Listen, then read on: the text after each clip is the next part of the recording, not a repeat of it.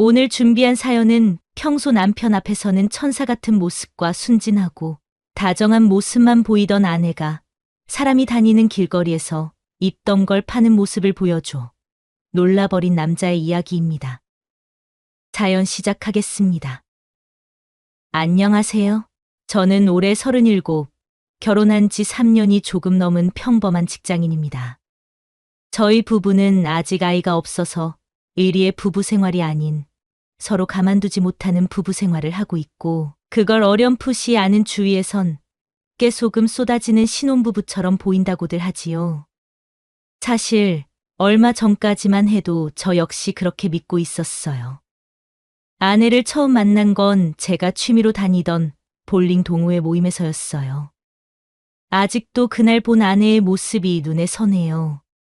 들어갈 때 들어가고 나올 때 나온 늘씬한 몸매. 거기에 키도 170 정도라 모델이라 말할 정도의 비주얼로 동호회 모든 남자 회원들의 시선을, 그리고 저의 시선을 단숨에 끌었어요. 거기다 밝고 활기찬 성격까지 갖추고 있어 기존 여성 회원들의 질투와 부러움을 동시에 받았죠. 그랬기에 저는 처음부터 아내에게 모든 관심이 갔고 어떻게든 저의 여자로 만들어 보려고 노력했는데, 그때 당시 아내에게는 오랫동안 만나오던 남자친구가 있었어요. 게다가 다른 남자 회원들도 저 못지않게 아내에게 적극적으로 대시하던 때라 혼자 애간장만 태우며 아내의 곁을 맴돌았죠.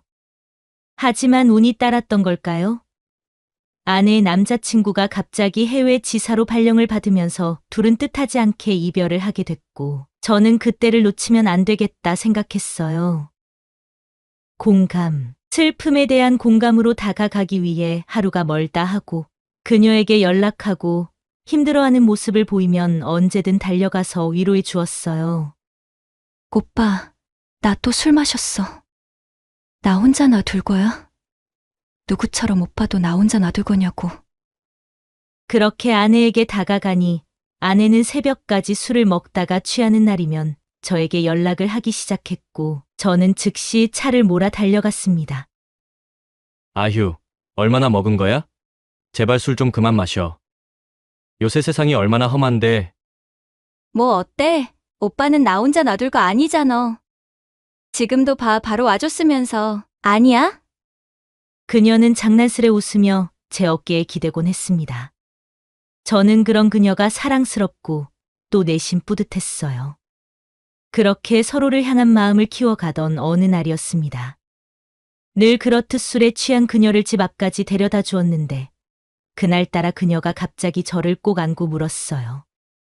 오빠, 나 평생 지켜줄 거야? 순간 저는 그녀를 더 꽉 끌어안으며 진심을 담아 대답했어요. 당연하지. 내가 널 평생 지켜주고 사랑해줄게. 그 말에 그녀는 눈시울이 붉어진 채 제 손을 잡아 끌며 자기 집으로 이끌었죠. 현관문을 열고 들어가자 아내는 평소와는 달리 진지한 눈빛으로 천천히 제 얼굴을 바라보았어요. 오빠, 나 정말 믿어도 되는 거지? 응, 평생 후회 안 하게 해줄게.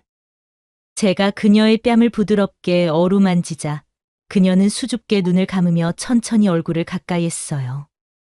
떨리는 숨소리와 함께 저희는 서로의 입술을 맞추었죠. 술기운 때문인지 그녀의 체온이 더욱 따뜻하게 느껴졌어요. 내가 많이 좋아하는 거 알지? 그녀가 나지막이 속삭이자 저는 그녀의 이마에 가볍게 입맞추며 대답했습니다. 나도 정말 많이 좋아해. 사랑해. 그날 밤 우리는 서로의 마음과 몸을 처음으로 솔직하게 열었습니다. 그녀의 부드러운 숨결과 떨림, 그리고 작게 입에서 흘러나온 모든 소리까지, 모든 것이 제게는 너무나 소중하고 특별하게 느껴졌어요. 그리고 우리는 그날 밤을 시작으로 얼마 지나지 않아 결혼이라는 결실을 맺었지요. 그런데 결혼하기 얼마 전 아내는 실수라 말했고, 저도 그저 실수라 여겼는데 거기에 아내의 비밀이 숨겨져 있는 줄 꿈에도 몰랐어요. 그날은 주말 오후였고 우리는 늘 가던 카페에서 커피를 마시며 결혼 준비를 위한 소소한 이야기를 나누고 있었어요. 한창 웃고 떠들던 중 제가 실수로 지갑을 테이블 밑에 떨어뜨려 허리를 숙였는데 아내가 치마만 입고 있는 상태인 거예요. 순간 당황한 저는 얼른 시선을 돌렸지만 이미 머릿속은 혼란스러웠습니다. 설마 잘못 봤겠지. 애써 마음을 진정시키며 조심스럽게 아내의 눈치를 살펴봤지만 그녀는 아무렇지 않게 밝은 얼굴로 대화를 이어갔습니다. 도무지 이해할 수 없었던 저는 조심스레 물었죠. 저기 자기야. 혹시 오늘 급하게 나오느라 뭐 깜빡한 거 없어? 그러자 아내는 잠시 의아한 표정을 짓더니 이내 얼굴이 붉어지며 소곤거렸습니다. 아, 어떡해. 자기 봤어? 아침에 너무 급해서 진짜 몰랐어. 아내가 민망해하며 고개를 푹 숙이자 도리어 제가 미안했어요. 결혼 준비에 너무 바빠서 생긴 작은 해프닝으로 모른 척 해주지 못했다는 생각이에요. 그리고 우리는 예정대로 결혼을 하게 되었죠. 저희 부부는 결혼 후에도 친구 같은 연인처럼 행복했습니다. 사소한 일에도 웃음이 넘쳤고 함께라면 무엇을 해도 즐거웠어요. 그러던 어느 날이었어요. 포켓몬빵이 유행하면서 저희도 옛날 추억을 떠올리며 함께 편의점 투어를 시작했죠. 처음에는 편의점마다 들러 빵을 찾는 것이 신나고 즐거웠습니다. 좋은 스티커가 나오면 서로 자랑하며 아이들처럼 웃고 떠들었죠. 그런데 시간이 흐르면서 흥미가 떨어지기도 했고 스티커도 중복되는 것이 많아지면서 자연스레 멀어지게 됐어요. 그렇게 잠시 잊고 지내던 어느 날 아내가 갑자기 전화를 걸어왔습니다. 여보, 우리 그 포켓몬 스티커 있잖아. 그거 중고로 팔아도 되지? 스티커를 판다고. 그걸 누가 사? 자기야, 보기보다 우리가 모은 게 희귀템이 많아서 사는 사람 많아. 내가 어플에 올려서 팔아볼게. 처음엔 별 생각 없이 웃으며 넘어갔는데 그 이후로 아내는 중고거래 앱에 수시로 뭔가를 팔기 시작했습니다. 처음엔 스티커 몇 장으로 시작했지만 점차 집에 안 쓰는 물건이나 오래된 가전제품을 찾아 팔기 시작했어요. 여보, 이거 필요 없지? 뭔데? 내 옷 아니야? 이걸 왜 팔아? 어차피 안 입잖아. 내가 팔아서 용돈 벌면 좋잖아. 그런데 아내의 작은 재미로 시작된 일인 줄 알았는데 처녀 때부터 많이 한 거라 말해주더라고요. 뭐 그래서 그런가 싶어 도를 넘는 것 같아도 이해를 해주었고 아내가 거래가 성사될 때마다 좋아하는 모습을 보니까 더더욱 말리지는 못했어요. 그러던 어느 날 퇴근하고 집에 돌아오니 아내가 화난 얼굴로 제게 예쁜 상자 하나를 내밀었습니다. 자기야, 이거 한번 열어봐. 궁금한 마음에 상자를 열어보니 안에는 반짝이는 금팔찌가 들어있었어요. 이게 뭐야? 갑자기 이런 걸 다 사고 그래? 아내는 밝게 웃으며 제 손목에 팔찌를 채워주더군요. 내가 중고거래에서 번 돈으로 샀지. 자기 열심히 일하는데 뭐 하나 해주고 싶었어. 아내가 날 생각해주는 마음에 제 마음도 덩달아 흐뭇해졌어요. 그런데 그때부터 좀 의아한 생각이 들기 시작했던 것 같기도 해요. 팔찌를 선물한 이후에도 아내는 종종 옷이나 가방 같은 것을 사서 집에 들어오곤 했는데 딱 봐도 가격이 제법 나가 보이는 제품이더라고요. 아무리 중고 거래를 많이 한다고 해도 이렇게 많은 돈을 벌 수는 없는 거잖아요. 그러던 어느 날 퇴근하고 집에 일찍 들어가게 됐어요. 현관문을 열고 들어가자 아내는 거실 바닥에 앉아 무언가를 열심히 포장하고 있었어요. 자기야, 뭐해? 갑작스러운 제 목소리에 아내는 깜짝 놀라더니 급히 무언가를 숨기듯 몸 뒤로 감추며 어색하게 웃었어요.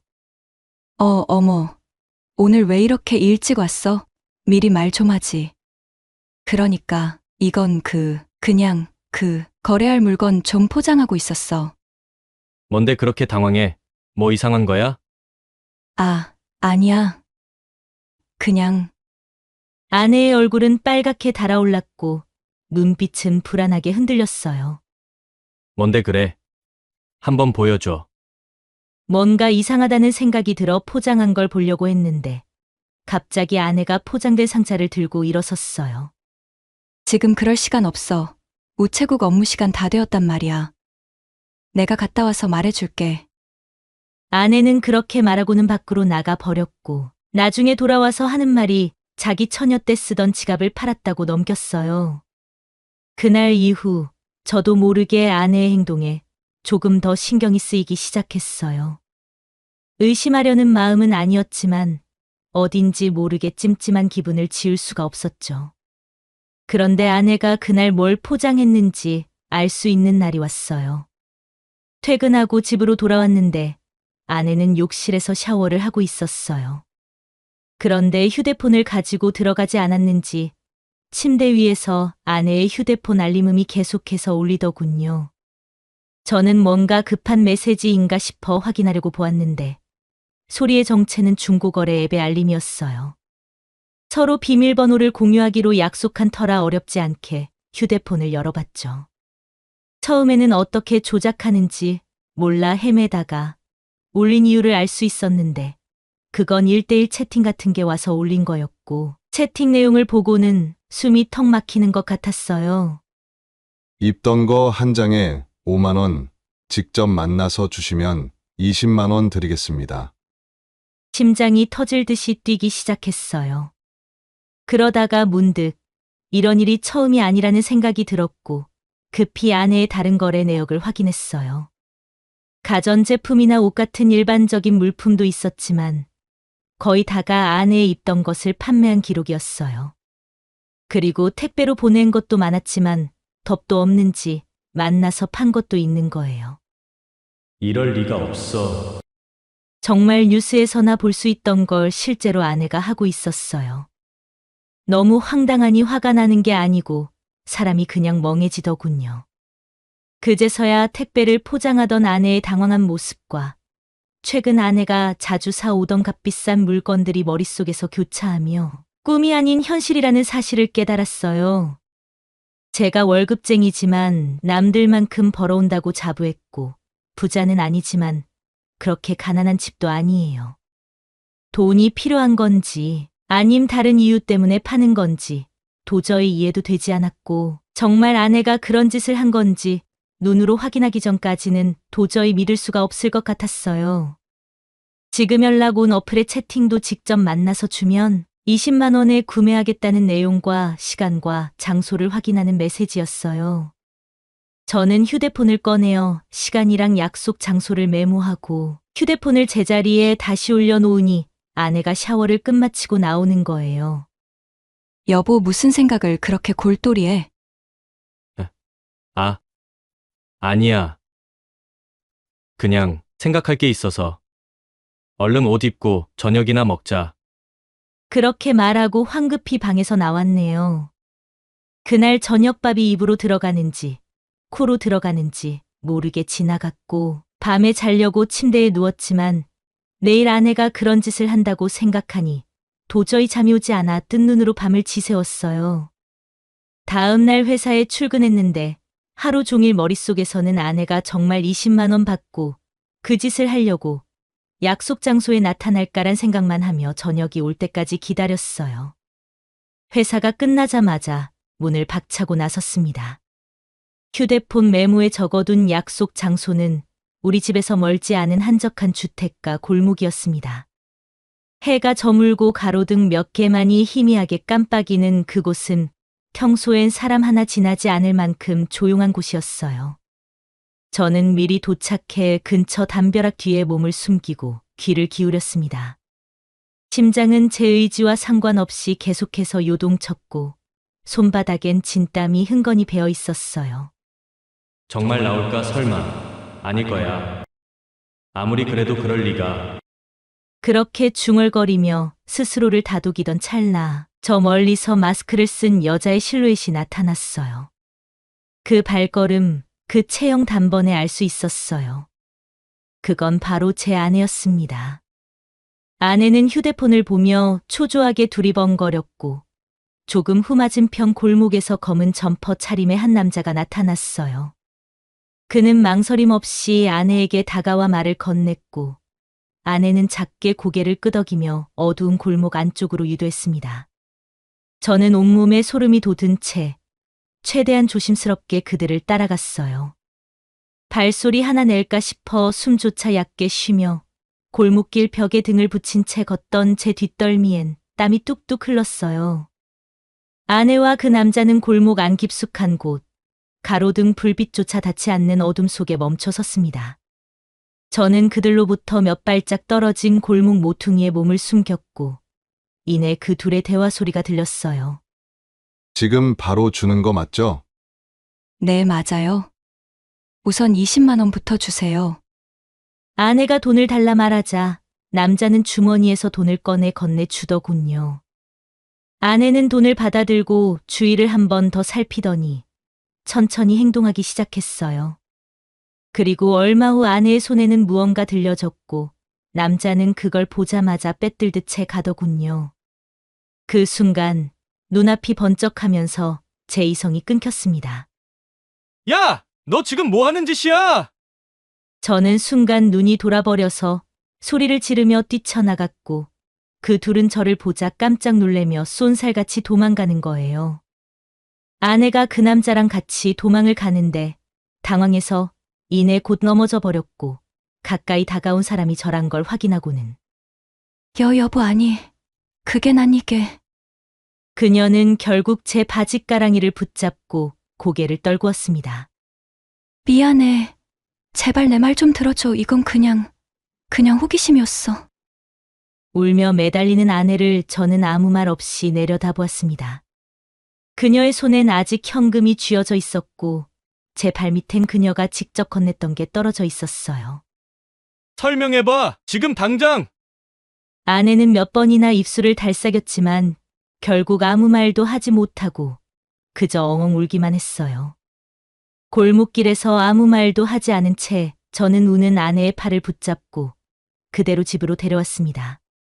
집에 도착해서 아무 말 없이 거실 소파에 앉았고 아내는 서성이다가 끝내 주저앉듯 내 맞은편 바닥에 털썩 주저앉았어요. 한참을 침묵이 흐르다 제가 먼저 입을 열었습니다. 이제 말해봐. 다. 아내는 고개를 푹 숙인 채 한동안 말이 없었습니다. 그러더니 입술을 앙다물고 겨우 뱉어낸 말. 그냥 진짜 한 번만 해보려 했어. 한 번? 그게 말이 된다고 생각해? 진짜야. 처음엔 누가 그러길래 그냥 호기심이었어. 그게 그렇게 쉽게 팔릴 줄 몰랐고 그냥 뭐랄까 되게 이상한 기분이었어. 나는 말없이 아내를 바라봤습니다. 고개를 숙인 채 울먹이는 얼굴. 그 얼굴은 분명 내가 사랑했던 여자의 모습이었지만 그 안에 있는 마음은 이제 너무 멀게 느껴졌어요. 그럼 그동안은? 그냥 2번, 3번 팔리니까 그 돈으로 뭐라도 해주고 싶었어. 당신 팔찌도. 그 순간 내 안에 얽혀있던 분노와 슬픔, 모욕감이 엉켜 올라왔어요. 그게 변명이 돼? 남편 앞에선 순진한 척 굴더니 길거리에서 그걸 넘기는 게 말이나 되냐고! 내 목소리는 떨렸고 손등엔 핏줄이 솟구쳤어요. 아내는 울음을 터뜨리며 엎드려 제 발치에 얼굴을 묻었습니다. 정말 미안해. 나도 내가 왜 그랬는지 모르겠어. 그냥 그 순간이 이상하게 짜릿했어. 진짜 딱 그거야. 그 이상은 없어. 난 바람핀 적도 없어. 그리고 이번이 마지막이었어. 진짜야. 오늘만 하고 나 진짜 다 어플 다 지우고 그만하려 했어. 저는 아내의 말을 듣고는 더 이상 할 말이 없어 자리에서 일어섰어요. 그런 저의 모습에 아내가 벌떡 일어나 내 팔을 붙잡으려 했지만 저는 그 팔을 밀어냈어요. 현관문을 열고 나서는데 아내가 뒤에서 흐느끼며 말했어요. 여보, 실수야. 난 자기만 사랑해. 아내의 말이 가슴에 와닿지 않았어요. 막상 집에서 나오고 보니 갈 데도 없어서 새벽까지 놀이터에 앉아 하늘만 쳐다보고 들어갔어요. 그리고 시간이 더 지나 아내에 대해 알게 된 게 더 있었어요. 그 일이 처음이 아니었다는 걸요. 결혼 후에 잠시 한순간의 유혹에 빠졌던 게 아니라 아내는 처녀 때부터 이미 그런 일을 해오고 있었다는 걸요. 그녀의 오래된 중고거래 계정. 삭제되지 않은 메일함, 그리고 기록에 남겨진 수많은 거래 내역들. 저는 그것들을 하나하나 천천히 떨리는 손으로 확인했어요. 그 속엔 이름 모를 남자들과의 짧은 대화, 물건명의 개인 전달, 직거래 같은 단어들이 버젓이 남아 있었고요. 그걸 알았을 때 이게 정말 내가 알던 사람이 맞는 건가? 차라리 바람이었으면 좋겠다는 생각이 들 정도였어요. 누군가와 감정적으로 얽혀서 헤어질 일이라면 내가 그냥 깨끗하게 이혼을 선택했을지도 모르겠어요. 그런데 이런 일을 어떻게 용서를 해야 하나? 아님 받아들이는 게 맞는가 도저히 모르겠어요. 어쩔 땐 이게 더 무섭고 더 미쳤다는 생각이 들 때도 있고 하루에도 몇 번씩 생각해요. 이 사람을 내가 어떻게 받아들여야 하지? 앞으로 함께 살아갈 수는 있는 걸까? 내가 지금까지 믿고 있었던 사랑은 뭐였지? 혼란스럽고 괴롭습니다. 아내는 계속해서 잘못했다며 눈물 짓지만 그 눈물조차도 진심인지 아니면 또 하나의 가면인지 알 수도 없고요. 저는 어떻게 해야 할까요? 여기까지가 오늘 준비한 사연이었습니다. 여러분의 구독은 영상 제작에 많은 도움이 됩니다. 자연 많은 여자였습니다.